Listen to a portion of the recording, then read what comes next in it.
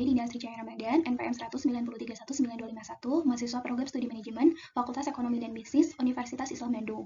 Pada kesempatan kali ini, saya akan mempresentasikan hasil penelitian skripsi saya yang berjudul Pengaruh Arus Kas Operasi, Umur Perusahaan, dan Ukuran Perusahaan Terhadap Manajemen Laba, studi kasus pada perusahaan jasa subsektor asuransi yang terdaftar di Bursa Efek Indonesia periode 2019 hingga 2021.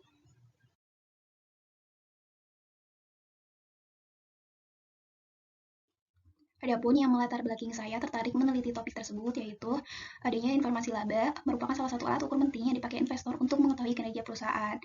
Pentingnya informasi laba tersebut memunculkan peluang praktik manajemen laba. Manajemen laba merupakan kemampuan perusahaan untuk meningkatkan atau menurunkan laba sesuai keinginan dan keuntungan perusahaan. Dari peluang praktik manajemen laba tersebut timbullah kasus manajemen laba. Seperti pada kasus skandal manipulasi laba yang dilakukan oleh PT Asuransi Jiwasraya, ditemukan bahwa adanya manipulasi laba sebesar 360,3 miliar pada tahun 2006. Dari kasus Jiwasraya tersebut tentu sangat merugikan perusahaan asuransi. Dapat dilihat pada grafik laba perusahaan asuransi periode 2019 hingga 2021 terjadi penurunan laba yang sangat signifikan. Menurut Badan Pusat Statistik Indonesia tercatat bahwa 56,68% perusahaan asuransi mengalami kerugian pada tahun 2021.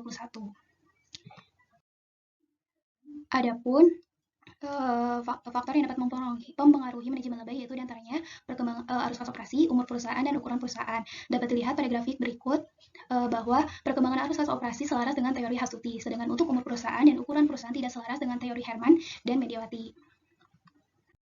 Dari latar belakang tersebut, maka muncullah rumusan masalah sebagai berikut. Yang pertama yaitu bagaimana kondisi arus kas operasi, umur perusahaan, dan ukuran perusahaan pada perusahaan asuransi periode 2019 hingga 2021.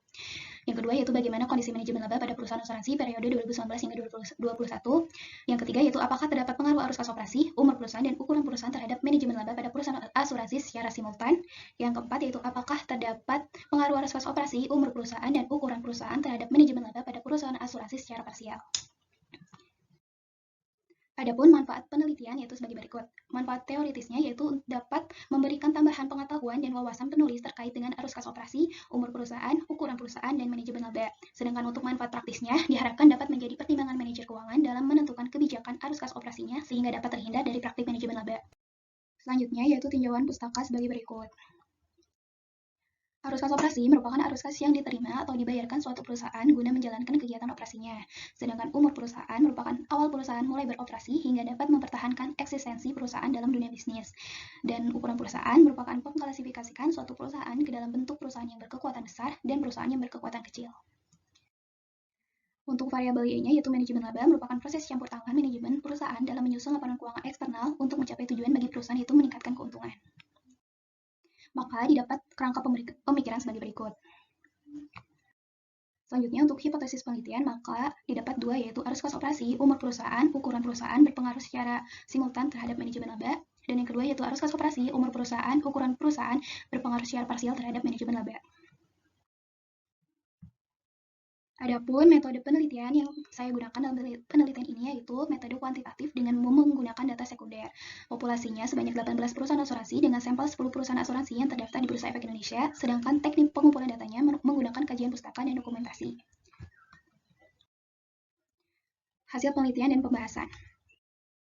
Hasil penelitian didapat bahwa kondisi arus kas operasi pada perusahaan asuransi periode 2019 hingga 2021 cukup rendah, di mana nilainya berada di bawah minus. Sedangkan untuk kondisi umur perusahaan cenderung meningkat. Kondisi manajemen laba pada perusahaan asuransi periode 2019 hingga 2021 cenderung fluktuatif, di mana pada tahun 2019 menurun, sedangkan pada tahun 2020 meningkat. Hasil analisis pengaruh secara simultannya didapat bahwa probabilitas F statistiknya sebesar 0,015, di mana lebih kecil dari 0,05. Maka didapat disimpulkan bahwa secara simultan arus kas operasi, umur perusahaan, dan ukuran perusahaan berpengaruh terhadap manajemen laba. Sedangkan untuk hasil analisis pengaruh secara parsialnya didapat bahwa arus kas operasi berpengaruh signifikan negatif terhadap manajemen laba, di mana ketika arus kas operasi meningkat, maka manajemen laba akan menurun, begitu pula sebaliknya. Sedangkan untuk umur perusahaan tidak berpengaruh signifikan terhadap manajemen laba, begitu pula dengan ukuran perusahaan juga tidak berpengaruh signifikan terhadap manajemen laba. Kesimpulan dan saran. Kesimpulannya didapat bahwa kondisi arus kas operasi cenderung rendah, sedangkan kondisi umur perusahaan didominasi oleh perusahaan yang sudah lama berdiri.